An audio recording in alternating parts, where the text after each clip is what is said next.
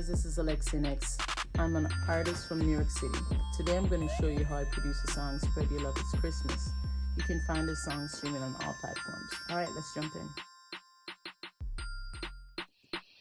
Alright, so the first thing I did was I worked on the snare. So the snare that you're hearing, that's the first thing I created. And that snare really helped to create syncopation. So this is the snare that I used.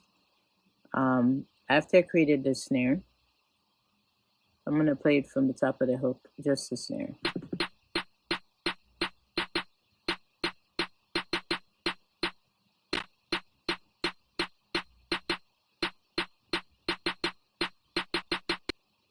Right, so that is the snare that, as I was listening to songs like Motivation by Normani, Upgrade You, Blackpink's newest song, Ice Cream, I noticed that it had this kind of snare that kept going throughout the entire song. And I realized like that's one of the main ways to create that syncopated feel. And you pair that with like a regular kick and a snare. So I'm going to play the regular kick and snare that I added to the hook. Just that, you know, and that you can hear in a lot of like hip hop tracks, you hear that kind of kick and snare. But then when you add that with this snare that I created before, I'm just going to solo that section. You're going to get this. Right? So you kind of create this dance between the two. Well, between the three. Right? So then you get that effect. And then, because it's a Christmas song, and then added some bells, and then you get this vibe.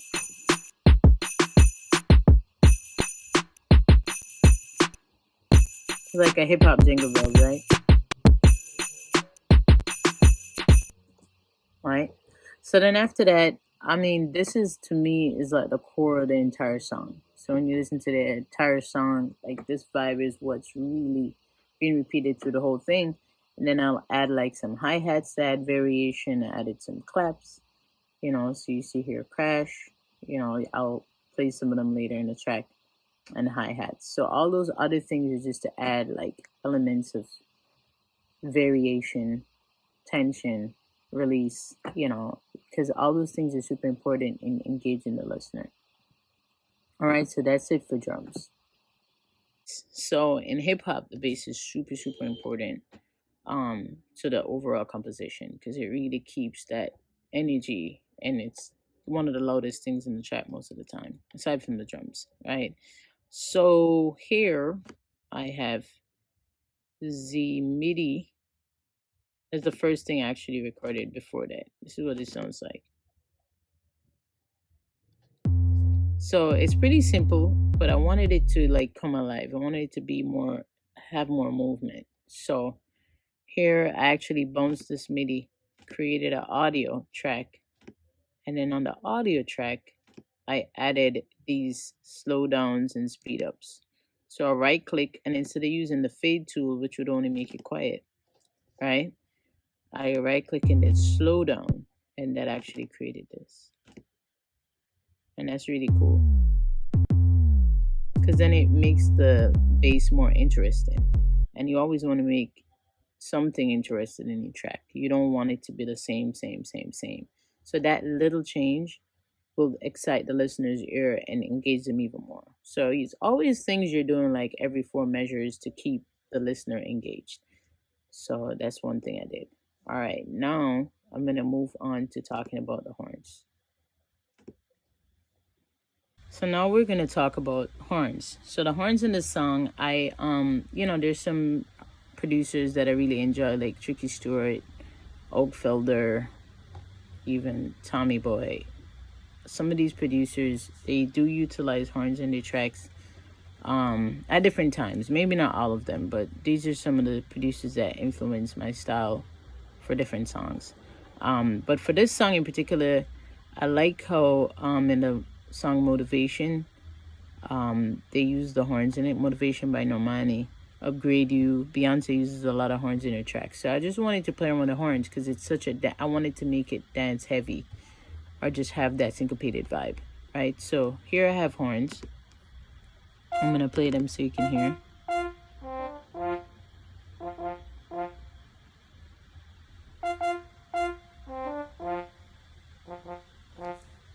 Right, and right now it's just simply French horns that are MIDI. I use the MIDI keyboard to play them. MIDI from Logic, very simple.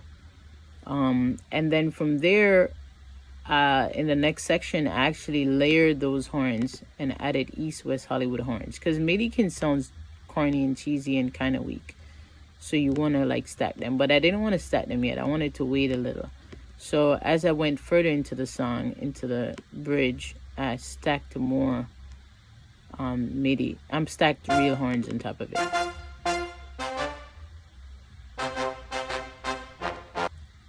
So you hear it, it sounds richer, it has more resonance. So that's what I did there with the horns. So the horns overall, you know, throughout the songs, I just really like found a motif, found a certain like melodic idea, and just stuck with it. And you'll hear maybe a slight variation. I think one section here I added a variation that goes to the outro, because you never want to just keep doing the same thing over and over and over, but at the same time it's important to stick with a melodic idea. There's moments when you can create variation. So right here I actually create a bit of variation right here. You'll hear it.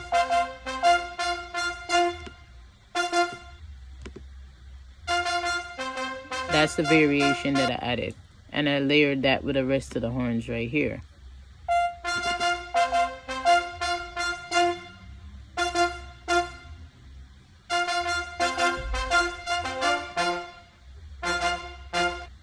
Right, it's not, it doesn't sound super exciting, but when you add just those horns with the overall track, then you get that dance energy.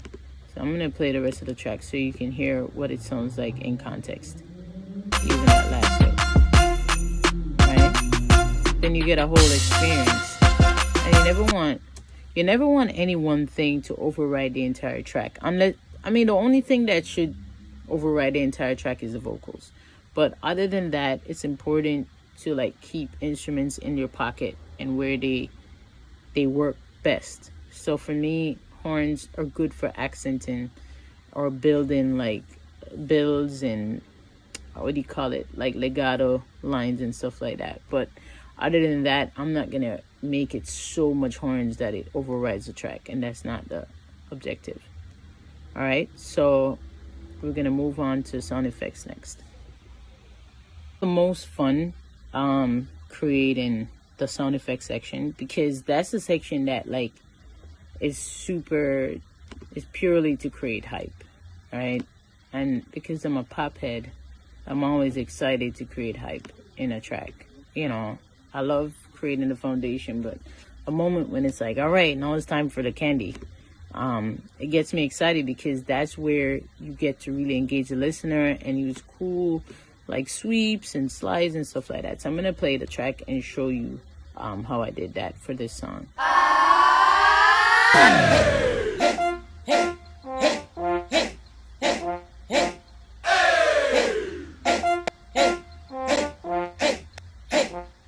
Right, so you have the haze.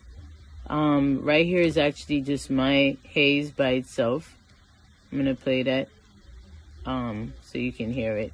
Let's see. Hey, yeah. Hey, hey, hey, hey, hey, hey. Right, and then I added another hey just so I can get hey, hey, hey, hey. So you just stack sounds, stack vocals, chops. Right, you can include your own voice just like what I did. Here I added other exciting little moments like and they're cool. So that's basically all the sound effects I used in the song. There are probably a few little more here and there. So after the sound effects, I basically, you know, one other thing that's important is adding another layer of melody, which I added here. So I just added some more bells.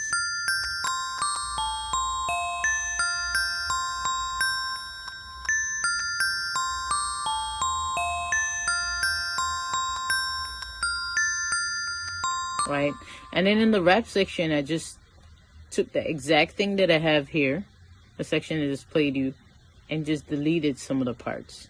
Because you never want to change the melody again. You never want to change the melody drastically. Sometimes you want to omit stuff just to create a syncopated melody. It's really weird. You get the foundation melody, and then after you play around with different things within that melody. So that's exactly what it did. And that's basically the instrumental. After that, I went into the studio, I recorded the main vocals, and that was the song. Spread Your Love, It's Christmas. And I enjoy the song, and I hope you enjoy it too. And I'm gonna play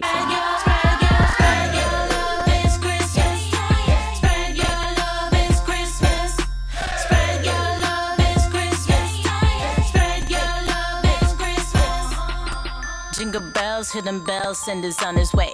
Gifts to you, gifts to me, reindeers in a sleigh. So that's the song. And if you want to hear it, as I say, it's on every streaming platform. You can go check it out. And let me know what you think about it. If you guys want to extended tutorial, I can show you all the sounds I use, where I got them, so you guys can play around with it.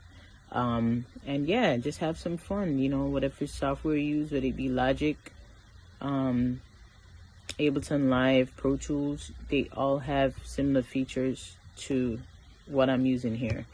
And you can always explore and try different things. Don't be afraid to watch tutorials on YouTube to learn stuff. Sometimes it takes forever, but eventually we'll get there, trust me. You know, I've been doing this for a while. So yeah, good luck with everything and happy holidays.